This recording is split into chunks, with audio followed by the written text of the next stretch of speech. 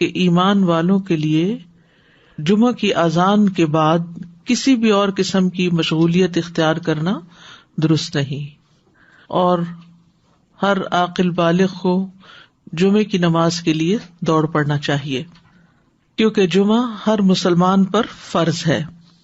نبی صلی اللہ علیہ وسلم نے فرمایا، جمعہ ہر مسلمان پر جماعت کے ساتھ لازماً فرض ہے، حق واجب کہا، سوائے 4 طرح کے لوگوں کے: غلام، مملوک، عورت، بچہ یا مریض۔ تو ایک ہو گیا غلام مملوک، دوسرا عورت، تیسرے بچہ اور چوتھے بیمار شخص۔ اسی طرح مسافر پر بھی جمعہ نہیں ہے، اور عورتیں گھر میں 4 رکعت نماز اپنی ظہر کی پڑھیں گی۔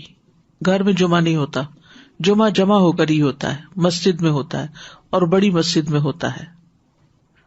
عید کے دن جمعہ نہ پڑھنے کی رخصت ہے۔ ابو ہریرہ کہتے ہیں کہ رسول اللہ صلی اللہ علیہ وسلم نے فرمایا، تمہارے آج کے دن میں 2 عیدیں جمع ہو گئی ہیں، پس جو چاہے تو اس کے لیے یہ نماز عید جمعہ سے کافی ہوگی۔ جمعہ نہ بھی پڑھے تو ٹھیک ہے، عید کا پڑھنا لازم ہے، اور ہم تو جمعہ پڑھیں گے۔ یعنی آپ نے پسند کیا کہ جمعہ پڑھیں، لیکن جو نہ پڑھنا چاہے، ظہر پڑھنا چاہے تو وہ بھی ٹھیک ہے۔ وہب بن کیسان سے مروی ہے، انہوں نے بیان کیا کہ ابن زبیر رضی اللہ عنہما کے دور میں جمعہ اور عید اکٹھے ہو گئے تو انہوں نے عید کے لیے نکلنے میں دیر کر دی، حتیٰ کہ دن کافی اونچا ہو گیا۔ پھر وہ نکلے، خطبہ دیا اور بہت لمبا خطبہ دیا، پھر اترے اور عید کی نماز پڑھائی، اور اس دن لوگوں کو جمعہ نہیں پڑھایا۔ یہ بات ابن عباس سے ذکر کی گئی تو انہوں نے فرمایا انہوں نے سنت پر عمل کیا۔ یعنی کہ باقی حدیثوں میں بہت سی چیزیں مماثلت ہیں، جو ایک ایک چیز کسی اور حدیث میں الگ سے بھی ملتی ہے۔ جو شخص جمعہ کے دن غسل کرے، جس قدر ممکن ہو پاکیزگی حاصل کرے، اور اپنے تیل میں سے تیل لگائے یا اپنے گھر کی خوشبو میں سے خوشبو لگائے۔ پھر اسی طرح مسجد کی طرف جلدی نکلنا چاہیے، کیونکہ جب امام نکل آتا ہے تو پھر اس کے بعد فرشتے نام لکھنے بند کر دیتے ہیں۔ پھر کثرت سے درود پڑھنا۔ رسول اللہ صلی اللہ علیہ وسلم نے فرمایا، جمعے کے دن اور جمعے کی رات کو، یعنی رات سے ہی شروع ہو جائے۔ کل کسی نے سوال کیا تھا کہ جمعے کی رات کا کوئی خاص عمل کیا ہے، تو وہ درود شریف پڑھنا ہے۔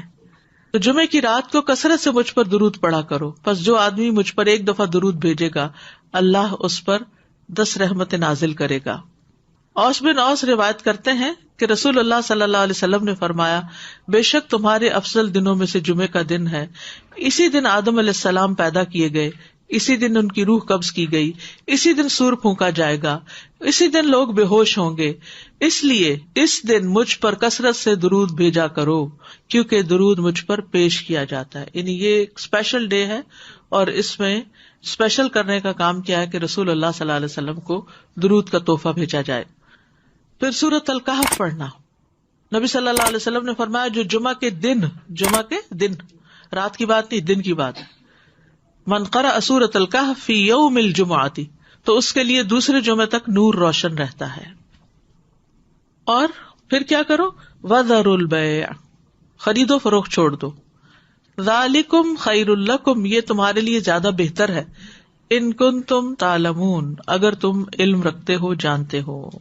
یعنی اللہ نے جمعے کی نماز کے وقت خرید و فروخت سے منع کر دیا، اور اس کو ان لوگوں پر حرام قرار دیا جن کو مخاطب کیا گیا کہ ان پہ جمعہ فرض ہے۔ یعنی یا ایھا الذین آمنوا سے شروع ہو کے اینڈ تک ایک کرنے کا کام بتایا گیا اور دوسرا چھوڑنے کا کام، اور وہ کیا ہے، پڑھنا فرض ہے، ایسے تجارت چھوڑنا فرض ہے۔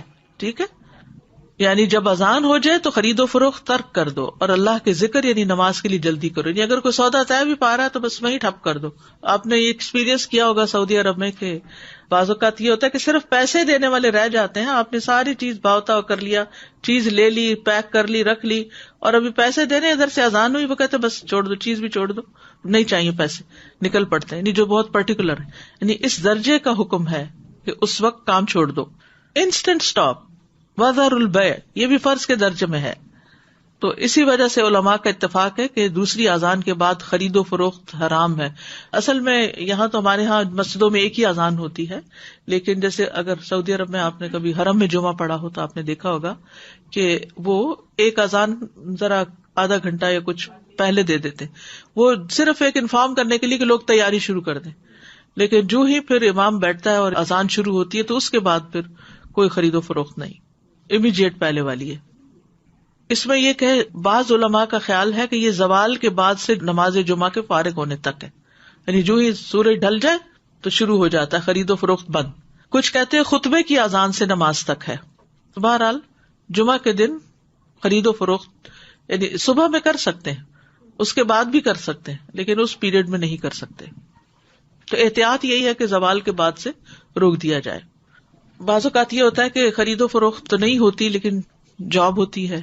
بعض اوقات یہ ہے کہ کچھ لوگ یہ کرتے ہیں کہ اچھا ابھی تو اذان ہی ہوئی ہوگی، ابھی تو خطبہ چل رہا ہوگا، ہم نماز میں جا کے شامل ہو جائیں گے. تو نہیں، اذان کا وقت جو ہے وہ جمعہ شروع ہونے کا وقت ہے، اس میں پھر باقی کام چھوڑ دینے چاہیے. الا یہ کہ انسان پارک کر رہا ہے یا رش ہے یا راستے میں کوئی رکاوٹ آ گئی ہے، وہ الگ بات ہے. ذالکم خیر لکم ان کنتم تعلمون، یہ تمہارے حق میں بہتر ہے، یعنی خرید و فروخت چھوڑنا بہتر ہے اگر تم جانتے ہو، یعنی نماز پڑھنا زیادہ بہتر عمل ہے. اور اس لیے کہ اگر تم نے وقت پہ نماز نہ پڑھی وہ تو فوت ہو جائے گی، لیکن اگر تم نے تجارت چھوڑ دی اس وقت تو وہ تو بعد میں بھی ہو سکتی ہے، اس کا کوئی وقت مقرر تو نہیں ہے، وہ تو کسی وقت بھی ہو سکتی ہے. ایک تو یہ استاذہ جی کہ سورۃ الکہف کے بھی جیسے آپ نے بتایا، تو سورۃ الکہف کے لیے بھی کیا کچھ وقت مقید ہے؟ کچھ لوگ اس کو کہتے ہیں کہ it has to be before عصر. نہیں، مغرب سے پہلے تک پورا دن کا پورا دن، درود کے لیے بھی پورا دن. ٹھیک ہے، مغرب پہ وہ دن کا اختتام ہوتا ہے. ٹھیک ہے. اور دوسرا یہ جو جمعے کی بات آئی کہ وذروا البیع، اب فار انسٹنس اب ڈپینڈ کرتا ہے نا، نیت والی بات ہے کہ اگر آپ نے جمعہ اٹینڈ کرنے کی نیت کی ہوئی ہے تو پھر آپ کا ہوگا. اب جیسے فار انسٹنس ہم یہاں ہوتے ہیں اور اگر کسی وقت ہم عورتوں پر تو فرض ہی نہیں ہے نا جی، لیکن اگر ارادہ کیا ہوا ہے تو پھر اس وقت انسان سب چھوڑ کے چلا جائے. ٹھیک، جزاک اللہ خیر. ایک یہ سوال ہے کہ جب ہم فرائیڈے کی مارننگ اور نائٹ کہتے ہیں تو کیا وہ نائٹ جمعرات کی مغرب کے بعد شروع ہوتی ہے؟ جی صحیح. جی، دوسرا یہ ہے کہ اگر ہم آئے ہیں جمعے کی نماز کے لیے اور کسی وجہ سے ٹریفک میں پھنس گئے، خطبہ ہو گیا، تو اس کے بعد کیا ہم صرف 2 فرض ہی پڑھیں گے کہ پوری نماز پڑھیں گے؟ اچھا سوال ہے. اس پہ یہ ہے کہ بعض علماء کہتے ہیں کہ اگر کوئی دوسری رکعت کی رکوع میں شامل ہو گیا تو اس کا جمعہ ہو گیا. امام ابو حنیفہ کا قول یہ ہے کہ اگر اس نے سلام بھی پا لیا تو اس کا جمعہ ہو گیا، کیونکہ وہ بھی نماز کا حصہ ہے. حتیٰ کہ وہ یہ کہتے ہیں کہ اگر امام سجدہ سہو کر رہا ہے تو بھی جمعہ ہو جائے گا، یعنی پا لے گا. اگر کسی مجبوری کی وجہ سے کوئی سویا رہ گیا، کوئی کسی وجہ سے تاخیر ہو گئی تو جمعہ اس کو مل جائے گا. لیکن بہت سے علماء یہ کہتے ہیں کہ خطبہ بھی ضروری ہے کیونکہ یہ جمعے کا حصہ ہے. اور وہ یہ کہتے ہیں کہ اگر خطبہ نہیں اور جمعے میں شریک ہو گئے ہیں، جیسے پہلی رکعت یا دوسری رکعت میں بھی، تو اس صورت میں پھر ظہر کی نماز یعنی امام جب سلام پھیر لے تو 2 رکعت پڑھنے کی بجائے 4 پوری کر لے. جزاک اللہ خیر. السلام علیکم. سورہ کہف کے بارے میں معلوم کرنا ہے. جیسے ہم پڑھتے ہیں، اب میرے بچے سے چھوٹے ہیں، اب میں ان کو عادت ڈالی ہے کافی سالوں سے، تو وہ صرف پہلی 10 آیتیں پڑھ لیتے ہیں. کہ ایسا کرنا صحیح ہے؟ پہلی 10 آیتوں کی فضیلت ہے لیکن جمعے کے دن ساری پڑھنے کی ضرورت ہے. تو ایسا ایسا جو بڑے ہوتے جائیں اس کو بڑھاتے جائیں حتیٰ کہ پوری پہ آ جائے. نبی صلی اللہ علیہ وسلم نے سب سے پہلا جمعہ جو تھا وہ مسجد قباء میں قائم کیا تھا. اس کے بعد ہجرت سے پہلے جو جمعہ ہوا تھا مدینہ میں، وہ اسد بن زرارہ نے مدینہ سے 1 میل دور قائم کیا تھا. اسد بن زرارہ نے، یہ نبی صلی اللہ علیہ وسلم کی آمد سے پہلے. اسی لیے ایک صحابی تھے تو وہ جب نماز پڑھ چکتے تھے تو کہا کرتے تھے رحم اللہ ابو امامہ، اللہ ابو امامہ پہ رحم کرے. تو پوچھا کہ کون ہے وہ؟ تو کہا گیا کہ اسد بن زرارہ، کہ جنہوں نے سب سے پہلے مدینہ میں جمعہ قائم کیا تھا، یا مدینہ سے 1 میل دور. تو ذالکم خیر لکم ان کنتم تعلمون، یعنی کاروبار چھوڑ کر نماز کی طرف جلدی آنا یہ تمہارے حق میں زیادہ بہتر ہے اگر تم جانتے ہو. اہل ایمان کی صفت یہ بیان کی گئی ہے کہ جب ان کو اللہ کی طرف بلایا جاتا ہے، عبادت کی طرف بلایا جاتا ہے، تو پھر کوئی چیز انہیں مشغول نہیں کرتی اپنے اندر. سورۃ النور میں آتا ہے رجال لا تلہیہم تجارۃ ولا بیع عن ذکر اللہ واقام الصلاۃ وایتاء الزکاۃ یخافون یوما تتقلب فیہ القلوب والابصار. وہ مرد جنہیں اللہ کے ذکر سے اور نماز قائم کرنے اور زکوٰۃ دینے سے نہ کوئی تجارت غافل کرتی ہے نہ کوئی خرید و فروخت. تجارت اور بیع 2 الگ الگ لفظ استعمال ہوئے ہیں.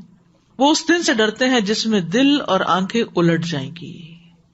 تو جیسے ہی نماز کا وقت آئے فوراً سب کام چھوڑ کر جمعے کے لیے حاضر ہو جانا چاہیے.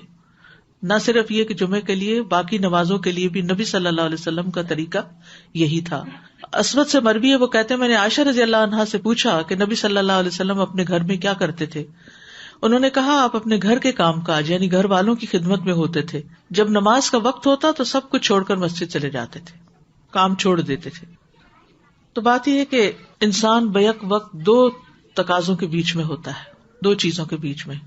ایک طرف اس کی دنیا ہوتی ہے، ایک طرف اس کا دین ہوتا ہے. بہت سے لوگ یا صرف دنیا کے ہو جاتے ہیں یا صرف دین کے ہو جاتے ہیں، جبکہ ان دونوں میں بیلنس قائم کرنا ضروری ہوتا ہے. اور یہ پرفیکٹ بیلنس سورۃ الجمعہ میں نظر آتا ہے کہ یہاں پر نماز کے لیے بلایا گیا، حاضر ہو جاؤ. اور پھر اگلی آیت میں فرمایا فَإِذَا قُضِيَتِ الصَّلَاةُ فَانتَشِرُوا فِي الْأَرْضِ. نماز پڑھ لی، عبادت ہو گئی، اجتماعیت ہو گئی، اب زمین میں پھیل جاؤ اور اللہ کا فضل تلاش کرو اور اللہ کا ذکر کثرت سے کرتے رہو تاکہ تم فلاح پاؤ. تو اس سے کیا پتہ چلتا ہے کہ دونوں چیزیں ضروری ہیں، دونوں ہی عبادت کی مختلف قسمیں ہیں. اس کے لیے تقسیم اوقات کی ضرورت ہے، ٹائم مینجمنٹ کی ضرورت ہے. کچھ وقت عبادت کے لیے اور کچھ وقت کام کاج کے لیے. جب اللہ سبحانہ وتعالیٰ اس سے عبادت کا تقاضا کرے تو وہ عبادت کے لیے دوڑ پڑے، اور جب اس کی ضروریات اس کو دنیا کی طرف بلائیں تو اپنے کام کاج اور معاش کی طرف دوڑ پڑے. اسی طرح جب دین کی خدمت کے لیے بلایا جائے، دین کے پڑھنے پڑھانے کا وقت ہو تو انسان اس کی طرف دوڑ پڑے.